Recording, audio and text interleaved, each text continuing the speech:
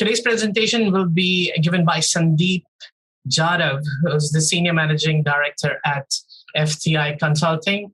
Hi, Sandeep. How are you? Good to see you.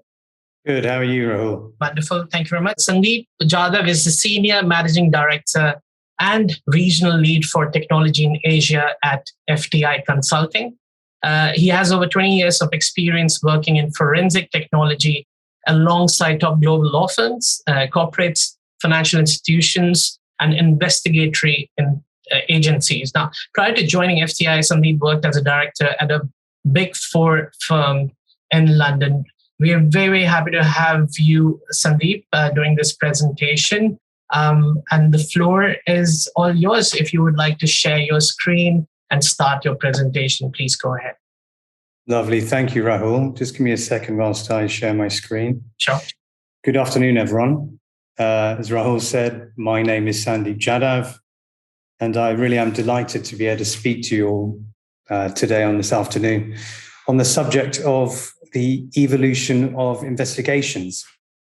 Just by way of background, I've been working in the forensic technology space for nearly 22 years. My God, that's quite a long time since leaving university. And my work often encompasses working on pretty large investigations, specifically securing the electronic data and then analyzing it. And occasionally, if I'm lucky, testifying in court. As Rahul said, I work at FTI Consulting and I head up their technology team in Asia. And I am actually based in Hong Kong. I'll be going into a bit of detail on some cases later on, just in terms of a few case studies, but the ones I'll be talking about in the presentation are all ones that I've worked on, or members of my team have worked on, and they've been led out of our offices in Hong Kong, Shanghai, Singapore, Tokyo, and occasionally the US. Today, we're going to look at how investigations have evolved over the last 20 or so years, basically, since I've been employed, and from the humble beginnings of looking through hard copy documents to what we have today, which is where we're confronted with countless sources of electronic information and multiple ways of making sense of it. We'll also be touching on how regulators and lawyers have responded to these changes. I don't think I'd be lying if I were to say that the pandemic has really helped shape the way in which we communicate over the last 18 months, and we'll be exploring this slightly later on. So Rahul, if we could go to the first poll question, that'd be great. So the first question, just to get a flavour of where we are and the kind of people that are attending. So I've seen that we've got a really decent turnout. It would be interesting to me and might help me shape the presentation. The first question is, what is your role in your company? Now, I suspect the majority of you are in-house counsel, but there might be some of you who are involved in in-house litigation support. You might be an e-discovery manager. You may be more involved on the compliance side. If you could choose one of these, I'll just give you a second to digest it and then submit. And then we'll move on. Great. As suspected, I guess the clue's in the name. The vast majority of you are indeed in-house counsel. We have a few in-house compliance.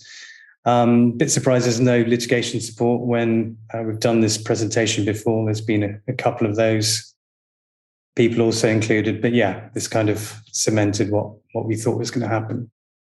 Okay. And could we move on to the next question, please? This one's slightly more complicated. I'll just read it out to you again. When communicating with clients and colleagues, what are the common methods you would use for communications? And you can choose more than one. Now, I've had some different response on this in different places where I've done it, so I'm quite interested to see what the response is here in Hong Kong. Sorry, Sandeep. Just a quick note. This particular poll has... it's single choice. It's a single choice. Okay, my mistake. So what is the most common method then? And the winner is email. That's very interesting. We've had results before where the majority of people have said that they communicate more through texting or via messaging platforms, but it still looks at email as holding out in terms of client communication, certainly. I would wager that any sort of communication with friends or family obviously is going to be done via messaging applications. But yeah, this is fairly unsurprising, but shows you how important email is when it comes to producing evidence. Right, thank you for that, Rahul. We'll move on to the next slide. So what we'll be talking about, I'll just cover this off in the agenda. As I said, we're just going to be looking at how investigations have evolved over the last 20 years. We'll be looking at modern forms of communication. As I said, when I first started, we didn't have texting. I didn't even have a mobile phone for a while. I was a bit of a Luddite, and I refused to get one until it was absolutely necessary. We'll see how investigations have actually properly evolved from 20 years ago to today in terms of the source of data, the techniques that are being used, and how we can actually analyze it. I'll touch on legal considerations. Now, full disclosure, I'm not a lawyer. That's information I've got from speaking with my legal friends and colleagues. So please take that with a pinch of salt. And we will end on some proactive strategies on how to deal with this if you are in-house counsel trying to deal with an impending regulatory request or any kind of investigation you have to deal with in-house. So first of all, I wanted to talk a little bit about what happened in the pre-digital days of investigation. So you can imagine most information then was paper-based.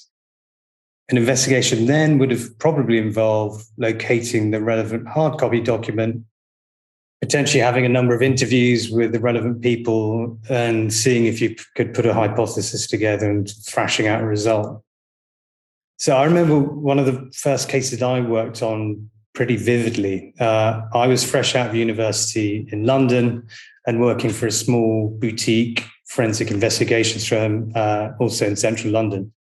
And we'd been hired by a well-known TV company to investigate the rogue behavior of some of their high-level directors. And they'd been accused of stealing some proprietary information. And this is, this is a case as old as time. We see this still today. People exfiltrating out information when they shouldn't be. So this is all kind of pre-CSI for those of you who like that TV show, and that sort of elusive find evidence button had yet to be invented. So we had to think of a different way of discovering what exactly had been going on. So at that point, I think there were around 20 computers that we needed to investigate. And me and my then boss had from the close of business that day, so around 5:30 till the following morning to do our work, because they wanted to do everything covertly. And we'd been asked not to wear our normal work clothes of like suit and tie, but we were actually presented with some outfits to look as cleaners. So just in case we were questioned by anyone. So we had all of our equipment in like pelly cases, which we managed to hide, but we're, to all intents and purposes, we look like cleaners, which now looking back on it is quite funny. So we didn't want to arouse any suspicion. So if you look at the solution that we came up with, it's pretty primitive by today's standards. However, at that time, it was very effective. So some members of the audience, some younger members, you'll probably be astonished to know or to find out that in the previous century, most computers had something called a floppy disk. And that allowed you to use sort of a floppy disk. It's not even floppy, it's a hard plastic back disk. And like that, slot it into your computer and then use that to transfer data. Unfortunately, the capacity on these things was pretty small, about 1.44 megabytes generally. So that at the time was barely enough for a low resolution picture or maybe half of a song. And this, I guess, sort of predated people using files for music. So very, very old case. So what we did, we got each of the computers to boot from the floppy disks. What that means is that we had an executable file on the floppy disk that when you pushed it into the computer and turned the computer on, it would run that file and not the operating system installed on the computer itself. So we could, in effect, get the computer to do things that I'll go into a bit more detail here. So what we did is we ran a simple text search program of the contents of each of the hard drives. So we set them all running simultaneously, and this took quite some time. And we got the computers to write the results into text files onto the disks, which we then took away into our forensic lab, and then we reviewed them by hand. So for each of the 20 computers, we had 20 text files, and literally you just had to read through them all. And some of these are sort of hundreds of pages long with the highlighted text highlighted so we could see if it's relevant or not. And the majority of these were false hits. So it took a long time, and we did end up finding some damning evidence within days, and the directors were subsequently fired. Now, the point I'm getting at is instead of capturing megabytes of text files, we're now collecting multiple terabytes of data. So just so you know what that is, approximately 1,000 megabytes in a gigabyte and 1,000 gigabytes in a terabyte. So we're collecting multiple terabytes of data on your average investigation from a variety of different sources, not just computers these days, but phones and other devices as well. So you can see here some of the significant differences that we'll be getting into later on in the presentation between investigations in 2000 compared to now. And key ones that stand out for me are, the sources of information at hand. Back in 2000, you'd just be looking at someone's, generally a desktop computer. People didn't even have laptops then. Now you've got laptop computers, mobile devices, iPads, you name it. What else has changed? Well, the data types that we're encountering, the applications that you encounter nowadays has changed. There'll be a slide that will cover that off in a second. We've talked about the sheer volume of data as well. I remember to image a computer hard drive then, the hard drives are around 4 gigabytes at most, 6 maybe at a push. Now, the hard disk that you'll have in your computer, I suspect, will be minimum 250 gig, probably more likely 500 to a terabyte. So in terms of the sheer volume of data that you could contend with, that's gone through the roof. What else has changed? The widespread adoption of the internet. Not many people are on the internet. I remember we had one computer in our office at that time when I first started that had the internet on it, and you had to have special permission to use it. Now it's obviously ubiquitous, and people are using the net for storing cloud-based data and everything else. And the final thing is the tools that we had at our disposal, right? We're no longer just combing through hundreds of pages of text files manually. We've got software and hardware that can look at this in a much more intelligent manner. And that's what we'll be touching on now. I should say, as Rahul said, if you have any questions, please chuck them into the box and I'll do my best to answer them at the end. One of the main sort of points I wanted to get across is that the way that we communicate is, I would say, it's fundamentally changed. And this has had a massive impact on the way that we now conduct investigations. And I think it's very important, you need to know what information you have at hand to help you prove or disprove any hypotheses that you may have. And you could say, in the last 18 months, COVID has probably accelerated the ways in which we communicate, right? We're doing a lot less face-to-face meetings. I know for a fact that I'm certainly using Teams a lot more. We're on Zoom now. This would have normally been done in a great big meeting room, but now we're doing it over Zoom, which is, the new normal. So it has changed the ways in which we communicate, certainly for work. I'm sure many of you have heard someone say after a meeting, that could have probably been resolved with an email. Nowadays, you might have a call or a meeting where at the end of it, you think that those issues could have been resolved with a text even. And by text, I mean any kind of text message. It doesn't need to be an SMS message. I could also be WeChat, which is obviously very popular here and in China, WhatsApp messages, Telegram, Signal, and so on. And so the stats that we have here, and to demonstrate one of these points, a study was undertaken which showed that only 20% of emails are actually opened. I found that pretty surprising when someone told me that when we read the report. But I guess it kind of makes sense when you think about the volume of emails that you may receive during the course of your day. I personally get hundreds, I'm sure you all do. Several of them might be spam. External people may have got your details from various mailing lists. And so they're potentially not important. But if you compare that to SMS messages, you can see that they have an open rate of 98%. So, insane difference there. And, what I find really interesting from a corporate investigations perspective is the response time. So speaking personally, again, if I get an email and it's, I tend to either respond to an email right away or file it away within my sort of to-do tasks in Outlook if it needs to be responded to, and I'll respond to it maybe a day or two later. But if you think about it, this doesn't really apply to text messages. I feel there's a sense of immediacy with them that people no longer have with emails. Part of this, I think, is in the nature in which we can easily get involved in a text conversation with someone. I've often been texting a friend and, you're firing messages to and from each other, but that doesn't really happen with emails anymore. It may have done 15 years ago, but not really anymore.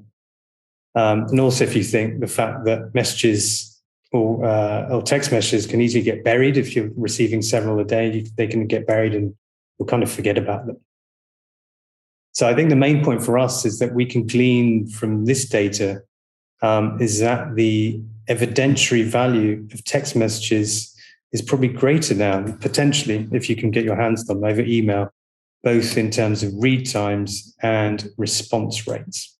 Now, if we just move quickly on to the next slide, what we have here is a slide showing exactly which tools have grown since the advent of COVID. There's no real surprise here, right? And so you can guess Zoom would have been one of them. And you can see which other ones have flourished. So tools such as Slack and Zoom, they all existed pre-pandemic and they're all widely used. But since the beginning of last year, their widespread use has really gone through the roof. And that's something that we're seeing a lot of when we're conducting investigations and sort of regulatory responses, is that we have these emerging data sources that we need to deal with. And we've got dedicated teams that can actually do this. And it's something that's not really going to go away. And I feel that even when hopefully, one day we return to normal, tools such as Zoom and Slack are still going to be in use. And so this helps us think a bit and shape the key elements of today's investigation. So let's have a look now at what today's investigation looks like. So I'd like to bring you back to one of my first points, and that is the way in which we communicate. It's fundamentally changed. If you boil down what an investigation is, the main purpose of it is really to uncover facts. So by design, the places where we're looking for these facts has actually changed tremendously over the last 10 to 15 years. The previous slide that we had showed which platforms have grown. But this slide here shows what companies are using now. And it's an excellent way, I think, of showing how our data has diversified over time. So there's that sort of phrase of data diversity. This is what you have here. It's a wider picture of technology and what companies are using now. And it's pretty mind-boggling. So if I think about it, again, going back to when I first started work, my main data sources probably would have been my work and personal email data. So I said before, I really resisted getting a mobile phone until it's absolutely necessary. I was forced into doing it, but now that seems laughable, but that was the case back in 2000. And if we think about it, less and less data is actually being stored within the four walls of a company. It's now being stored in the cloud. If you think about it, if you were to start a company or a business today, you probably wouldn't invest tons in a big IT support team. You probably wouldn't invest in tons of servers, which are incredibly expensive. And you wouldn't install lots of software, which can be a headache to maintain and patch and stop you from getting hacked. What you would do is probably more likely invest in a monthly subscription to a cloud solution like Microsoft Office 365 or even Google Apps for Business. And again, proportionally speaking, much of your data wouldn't even be on your PC, but it would be now in the cloud. So when I first started again, we were seeing on our investigations a massive explosion in data volumes. And the way that this kind of work is typically charged from a forensic technologist perspective is based on data volume. So there is a price per gigabyte to initially process the data, and then a monthly per gigabyte charge to host it, i.e. have it on your servers to have it available for review, either by your team or an external lawyer's team, or even the client's team. So what you can see then is that the bulk of the costs in an investigation would probably come in from the hosting fees and the man hours in the subsequent review. So what we were doing is that we would work with our clients and help them figure out what data is important to them, what they really needed to run their business, and help them pare down and defensively delete anything non-essential. We would occasionally help our clients put data retention policies into place, help them think about implementing data quotas, we help them slim down their data profile, generally think about what data was required to run their business. Now, some of you may be familiar with the Japanese author, now sort of minor celebrity, Marie Kondo, who's popularized the decluttering of people's homes. Her mantra is keep it if it brings you joy. So if people looking at dresses and T-shirts and deciding if they really want to keep them before maybe taking a picture of them before disposing of them. I guess this is similar, but in much more of an electronic sense. The last thing that you want to deal with as a company or as a business is dealing with a large regulatory request or an investigation where you've got data going back decades on legacy systems that you may need to unearth at some stage to comply with the authorities. So our clients would basically love it when they were able to save costs in storing the data. You don't need to pay for those file servers to accommodate all this useless data that they don't need. And they don't need to then produce this data for compliance purposes and so on. One very topical case in point is that of Facebook. They're under tremendous scrutiny at the moment following the actions of the whistleblower Frances Haugen, literally in the last day. She has highlighted some of Facebook's questionable tactics in targeting the young, potentially causing mental health problems, and the use of their platforms to, what she says, spread misinformation globally.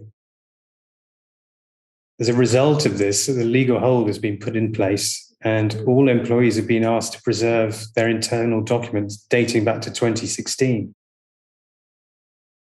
So you can imagine the volume of data at play here. I'm sure that there are a lot of people quite excited about the possibility of working on this case. Now, going back to the slide, you can see with the cloud, everything has changed quite significantly. Today, if you sign up for an Office 365 account, you're given around 1 terabyte's worth of storage. And that's just in the entry-level package. If you were to extrapolate this into pages of documents, that equates to 6.5 million pages of documents. And again, 1 terabyte, which is what you're being given here, is 1,000 gigabytes. So that can easily fill up. I worked on investigation recently here in Hong Kong, where individuals had up to 300 gigabytes worth of data, of email data. So we're talking about Microsoft PSD files, just on their laptops. This was in addition to the email server data and other user-generated data that is available, loose files on their laptops, Microsoft Word files. So this quickly built up, and the entire data volume for the case that we're investigating ended up nudging around 5 terabytes, which is pretty big. So what we're now seeing is not only a diversification in data sources, but a creep in data volumes up to pretty massive levels.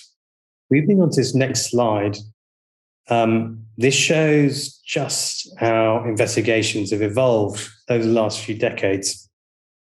As I said, originally investigations were entirely paper-based. We look at paper correspondence, If you're lucky, maybe some hard copy accounting records. And that changed maybe 15 years ago, 20 years ago into what I'm calling Investigations 2.0. And so this is roughly when I sort of kicked off. And it's where we started to incorporate electronic data as well, like emails, loose user-generated files, and electronic accounting records. I remember receiving companies' general ledgers on floppy disks again, and having to reconstruct them in the application Sage. And then I'd give that information to my forensic accounting colleagues, and they would pore over that, and we would put our heads together and try and figure out what was going on. Now, what we're moving on to today, we're seeing a real increase in the volume and diversity of data to include not just emails, but chat messaging applications, call logs, and so on. So this is Investigation 3.0. We're able to do some pretty exciting stuff. So what we're able to do is to link the structured and unstructured data together in a way that was just not possible before. And so just a quick definition, by structured data, I mean counting records, log files, bank records, Swift transaction logs, and so on. Unstructured data typically refers to and relates to loose files such as emails, texts, other user-generated files, PDFs that you'd tend to find on a laptop, and so on. About 10 years ago, I ended up working on the LIBOR scandal when I was still in London. And this is where some bankers were accused of colluding to manipulate the interest rates at the time, some specific interest rates that they were dealing with. And we were lucky enough to be able to collect both unstructured and structured data relating to tons of individuals. And with the use of our visualization tools, we were able to show a timeline. We're using a tool then called Tableau, which is still widely in use and really good for helping out in this kind of investigation. So we were able to show, on the timeline, you could see the emails and the Bloomberg messages between the key players, and you could click on those and bring them up and read where the discussions are taking place. And next to that, you could see exactly how the rates are being affected. So you'd see maybe some email chatter between about 3 or 4 different people. Then the following hour, the rates sort of going through the roof or through the floor. So this is tremendous evidence, as you can see, very compelling. And the evidence that we presented was really key in proving the collusion. So my point is that these days we've got a lot more in the way of data intelligence at our disposal. As I said, the LIBOR case was around 10 years ago, and we've moved on a lot since then. So the technology that we use to interrogate the data has evolved. And we now have tools that are specialized in data analysis, automation, predictive coding, and we can put together really quite complex investigative workflows that can tackle these large data volumes as they grow. So I hope you're getting a sort of feel for this, but another overarching point I'd like you to understand, it's not only about how you collect, review, and investigate this information. That has obviously changed, but it's about how you understand it and how you actually get your arms around like these massive data volumes. So if you look at the different types of investigations, there's no way of avoiding some of the issues that we've just spoken about. Something that we see time and again is that of trade secret theft. We would typically be looking for how someone could exfiltrate that data from their computer. What we used to see was that people would tend to use personal webmail accounts like Hotmail, Yahoo, more recently Gmail, on their work laptops. They would use that to email confidential data to outside parties. And this kind of data encompassed stuff like proprietary company presentations, client databases, source code, chemical formulae for drugs, and so on. It's very lucky for us that people weren't aware that, that we could reconstruct their web browsing habits and actually pull the data off that they'd been disseminating from their webmail account chats, which is great for us, obviously not so good for them. Other people would copy the information to a floppy disk or to a USB drive, and some would even print it out. But even the very act of printing out a file leaves so-called shadow copies on the computer, so they can also be reconstructed to find out what people have actually been doing. So now you have something called data loss prevention, or DLP software.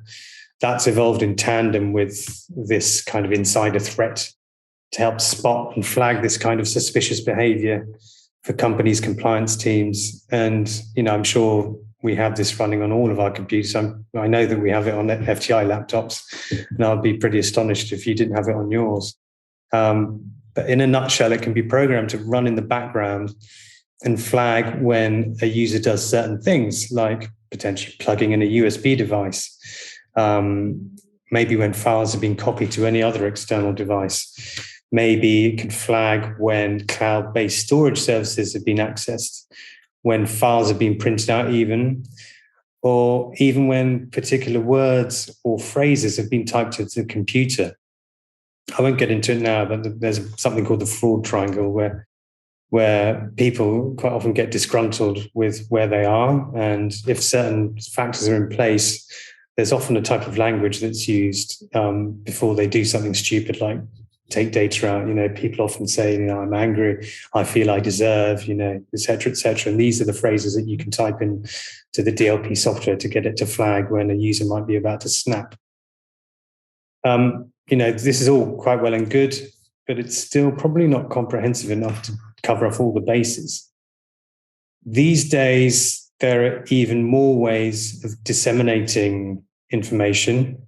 A ton of people here are Mac users.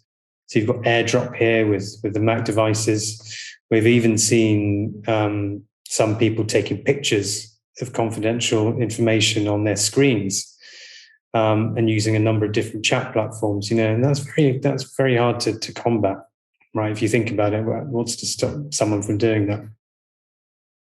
So all of this needs to be considered when conducting an investigation, and ask yourself the question of how the individuals have been communicating. What we're seeing these days is a much higher volume of the commingling of personal and work data. Some of us, probably the majority of us, have personal accounts and work email accounts, and some of us have personal device and work devices. But ask yourselves then, how many of us have separate WeChat business and personal accounts? How many of us have separate WhatsApp person business accounts? And so what we've been seeing a lot of is a big uptick in the use of personal devices for work purposes. Teams calls, FaceTime conversations, WhatsApp, you name it. I was talking to some colleagues in the US, and they were conducting an investigation, and they found that there was some proprietary computer information on the guy's wife's computer. And we were thinking, well, why is he doing that? It's clearly in contravention of the work policy, the IT policy. And it turned out that his wife's computer was the one that was actually attached to the printer and the scanner, and he was transferring data onto there to print out so that he could work from home. This is not unusual. I think a lot of people have done it and become quite lax in the way that they operate. So we move now on to legal consideration. Again, I stress the fact that I'm not a lawyer, and this information has just been got from chats I've had with lawyers and other friends in the legal industry. I'm sure you'll be able to correct me on a few points. So the points that we've laid out here are just as much practical as they are legal. They're the kind of issues that we encounter time and time again when you arrive on the doorstep of a business ready to start collecting data and conducting interviews. Obviously, this is quite a stressful time for everyone, and it's important to consider, the type of investigation that you're doing. Is it a government-led investigation? Is it an internal whistleblower one? This will then shape your strategy going forward. One other question you should bear in mind is that, whose data are we actually talking about here? Is it someone who's sort of adjacent to the investigation, someone who just works at the firm, who has data that may or may not be relevant, or is it one of the priority custodians?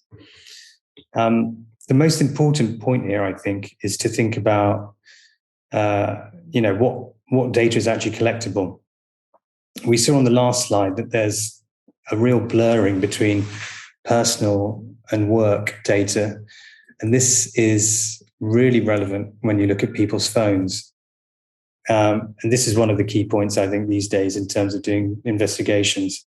Often a firm will have their own BYOD, or bring your own device, policies in place.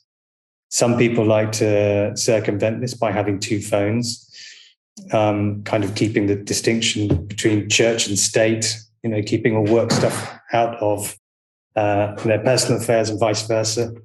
And others are just provided phones by their firms, and that's kind of how they work.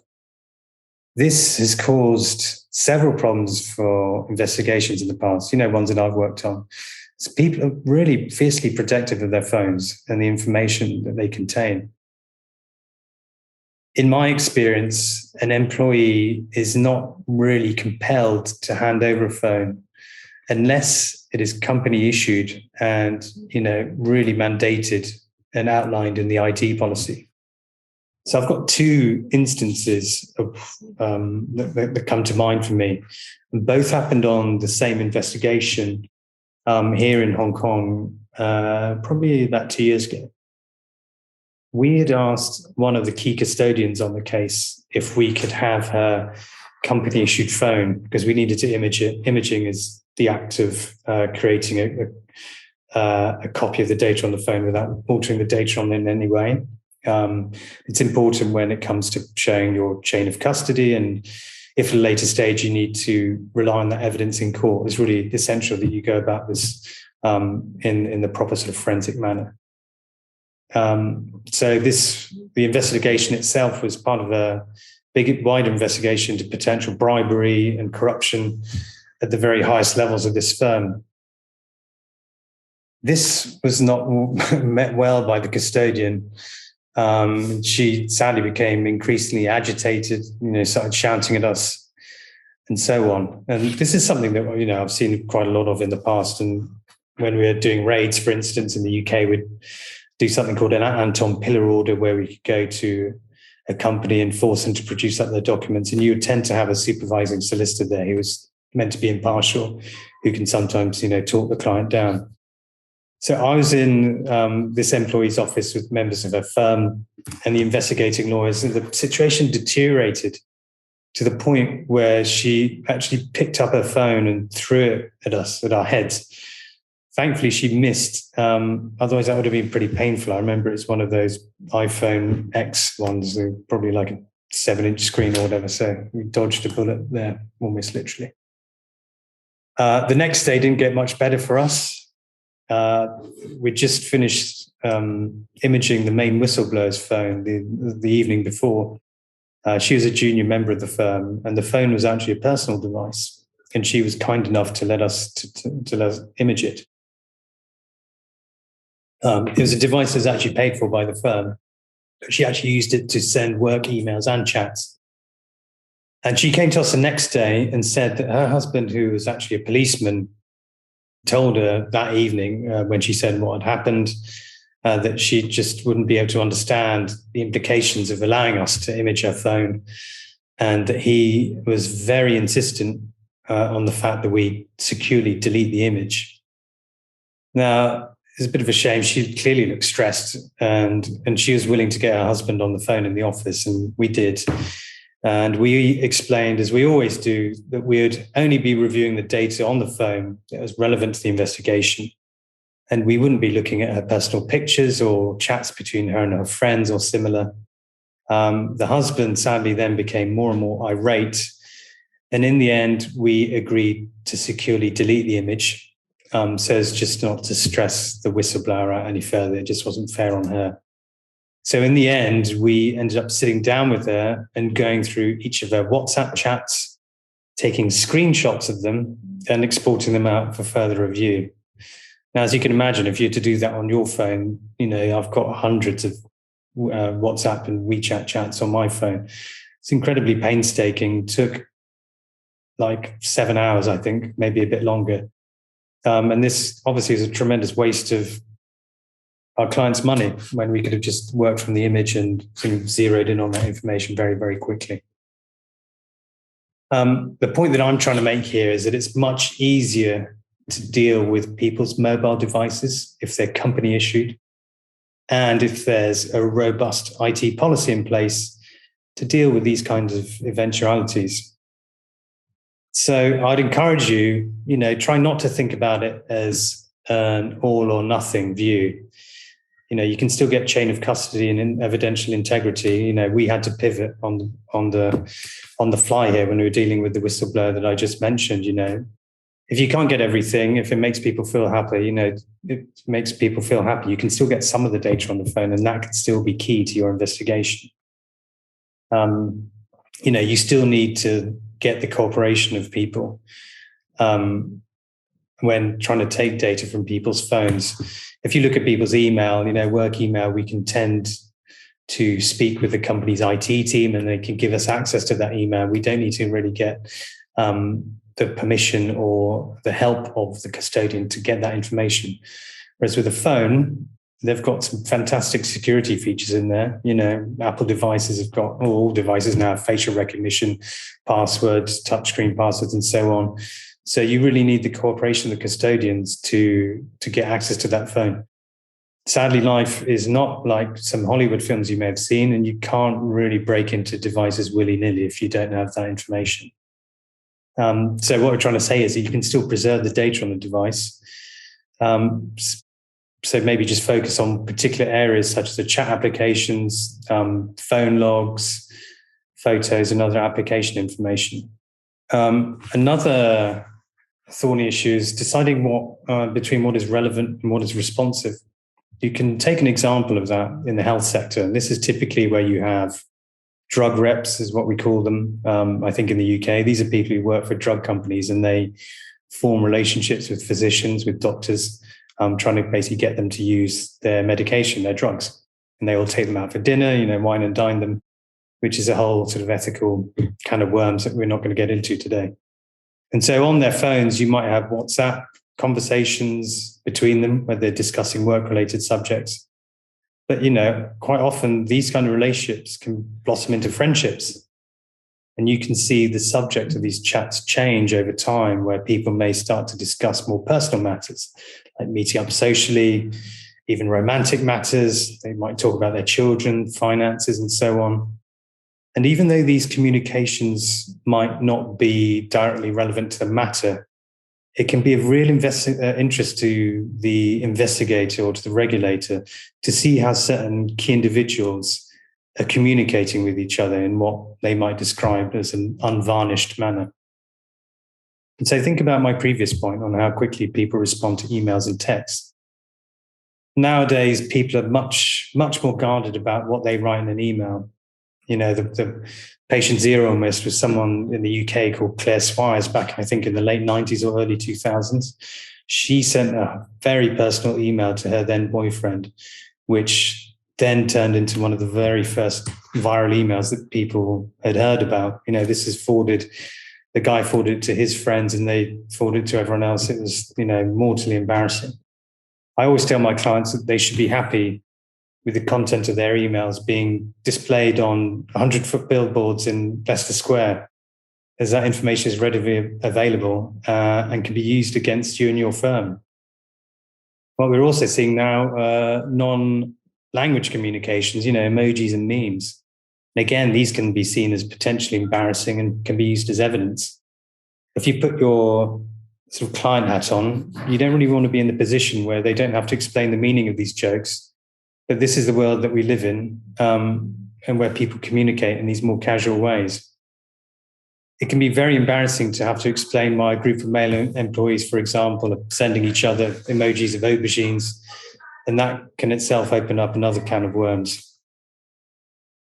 We need to think a bit about context as well, the timing of these communications and how they relate to an investigation. Quite often, employees might be texting each other during key meetings and offering maybe their sort of off-brand or more colored content. Sometimes you might see an email chain going around a company and you can tie that into WhatsApp conversations people are having. We touched on hold notices before. Texts that are sent when the initial hold email, were being circulated, highly relevant. timing and relevance is really important in this day and age, where people are quite often having these offline chats and sidebar conversations in addition to their normal work email. And if you can get your hands on that, that can be gold. Legal hold notices, again, very tricky conversation when you take into consideration people's blurred person work data. You really need to sit down with your legal colleagues and IT colleagues and forensic colleagues to get the lay of the land, think about the language that you're going to put in the legal hold notice, and think about how you're going to deploy it. You're going to do it publicly, like in the case of Facebook, or you're going to do it silently, where you can kind of go through the back door and take people's email that way. You're never going to stop employees in communicating through these channels. All you can do is to encourage them to supply them with the means of doing so. Here at FTI, we've really pushed the use of Microsoft Teams. Companies can enable and disable retention policies. I think we keep Teams messages maybe for like a week or two, I'm not sure. We use it. I love it. It's readily available. Other ways of dealing with this include the use of MDM, or mobile device management tools, that are sometimes installed on people's devices. And these give companies some degree of control over the device itself, the awareness of what apps are being installed on a user's device, and can allow a company to freeze that device remotely and, in a more sinister way, maybe even have a look and see what people are writing. Failing this, you need to be able to compel your employees to get them to hand over the information and give them the reassurance you'll only be looking at relevant data. Now, I think how are we doing for time? We've got about 5 minutes. I think maybe, do we have any questions, Rahul? Okay. Sorry, Sandeep. I was trying to find my Zoom window. That's all right. Right. Okay. If you have any questions for Sandeep, please enter these questions into the Q&A box. Sandeep, I think we've got a couple of questions actually come in. If you don't mind, okay. I'd like to read them out. First question is, do you have any practical recommendations as to preventing a disgruntled IT employee, in brackets, who may have access to sensitive important data, before the employee attempts to abuse the access and cause damage to the company? Yeah, what we would recommend is, as soon as you know or suspect an employee doing this, is to maybe tighten up your DLP software to figure out maybe what's going on with them, maybe train it to look at separate sort of trigger words, as I discussed before, maybe have a look and see what they're doing in terms of their USB device sort of activity, that kind of thing. And maybe kind of, depending on what they've done, you can disable their access to certain areas of your network. You can even disable their phone, as I've just discussed. But it's worth obviously keeping an eye on them to see what's been going on. Right. Thanks for that. Another question is, any practical tips on ensuring compliance with the data transfer regulations when a firm needs to transfer data collected in one jurisdiction to another jurisdiction? I can tell you what I do. Obviously, a lot of the work that we do involves collecting data and maybe transferring it cross-border. So obviously this is different depending on which country you're doing it from. So in China, we work with PRC-trained lawyers to conduct a state secret review before any data leaves the country, because we don't want to lose our license to work. And, I don't want my team to get put in jail. So, that workflow can be adapted to go through, different levels of review before it leaves the country. So instead of looking at state secrets, you can have it, look for personal information. We can look at data. We can search data before it leaves the country for, typical personally available information, so dates of birth, email addresses, that kind of thing, and then redact that. It just depends on what you're after and where you are. Great. Thank you very much. Thank you very much for that. And just lastly, just one more question before you leave. What is the best way to ensure that you are able to collect data at the outset of an investigation? In terms of company-based data, I would always recommend my clients to have an extremely robust IT security policy in place and to provide company-issued phones and mobile devices, if required, like iPads, and ensure that their employees use those and those only to do their work, anything work-related. So, when push comes to shove, if there's an investigation or you have to respond to an inquiry, you can point to the IT security policy saying, you've got to hand over your phone in the event of an investigation, and then there can be no argument. As soon as people are using their own personal devices for this kind of work, that blurring that we spoke about, it just becomes incredibly complicated and can be a tremendous pain in the backside to deal with. Right. Thank you so much, Sandeep. Those are the questions for today. I'd just like to mention to the attendees today, if you have any further questions for Sandeep, please make sure, his details will be shared in the chat box, and you can email him directly or call him directly. I'm sure he doesn't mind. She'll be looking forward to hearing from you all. And if you also need a copy of his slides, please, like I mentioned, please get in touch with him directly. Right. Thank you very much, Sandeep. Do you have anything else you'll need to share? No, not really. I mean, I'm just very happy that you gave me the chance to speak with everyone today. Hopefully we can do this face-to-face at some stage, but, really enjoyed the presentation. If you've got any questions, please reach out. Thanks a lot. Thank you so much. Thank you very much, Sandeep. Great to have you, and very interesting and insightful presentation. Thank you very much. Thank you.